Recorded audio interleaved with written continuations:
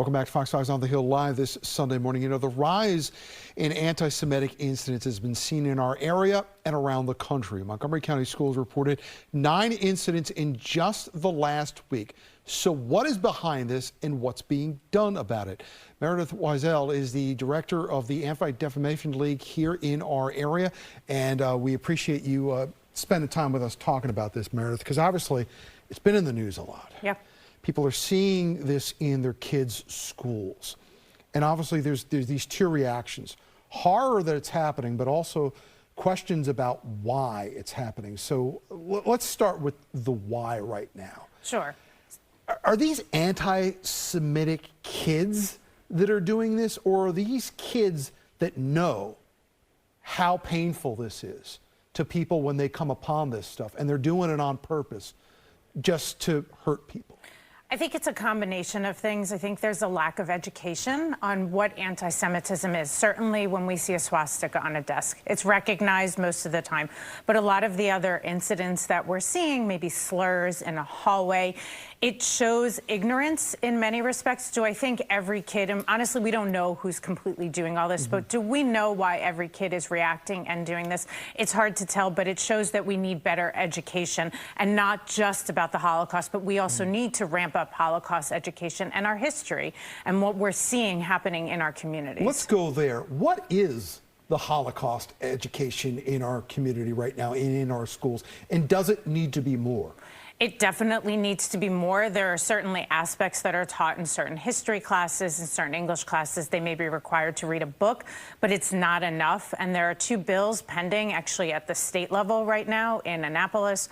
One about ramping up our Holocaust education, requiring it more, asking the Board of Education to do more, but also grant funding so that schools can implement more related to Holocaust, genocide education, but also how anti-Semitism is manifesting in modern day. It's learning about our history, but also how we are seeing it normalized now, and what can kids be doing to react to that. Yeah, about 2 weeks ago, my family spent a couple of hours at the Holocaust Museum downtown, and I walked out of there that day knowing that we've had this rash of incidents across our region, thinking to myself, it's right here. This building, this amazing place, which keeps this history living and present in our world right now, is there for the taking if we could get our students to go to this. Now, the material in there is rough. It's hard to look at. Absolutely. But could the schools create some kind of curriculum where a visit to the United States Holocaust Museum could be part of that curriculum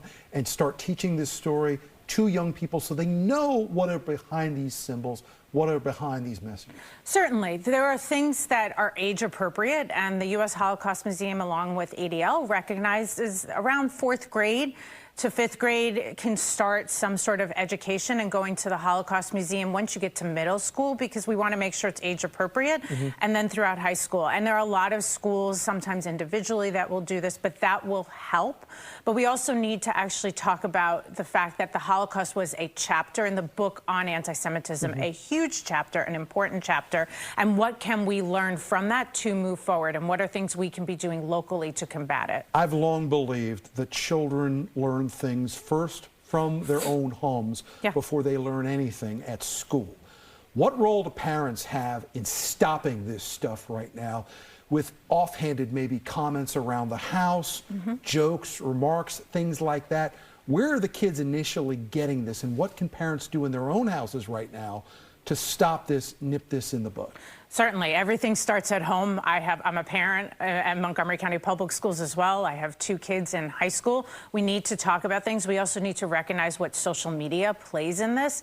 And when we see celebrities and certain public officials saying things on social media, it normalizes it. We need to condemn that at home. But I think there are also things that a lot of our elected officials here in Montgomery County are looking to do as well, and talk with parents and provide resources to them. I know in Montgomery County, the council president right now wants to set up a task force to deal with this rise of incidents, 9 in just the last couple of days in Montgomery County Public Schools. When you look at the schools, how do you think they've been handling it, and there are things that could they do better?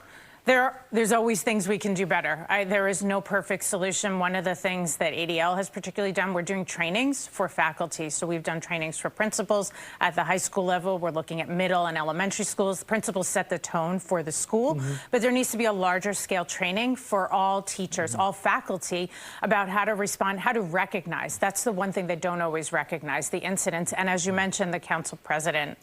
Meredith Weisel from the Anti-Defamation League of Washington, D.C. We appreciate you so much for talking about this important issue.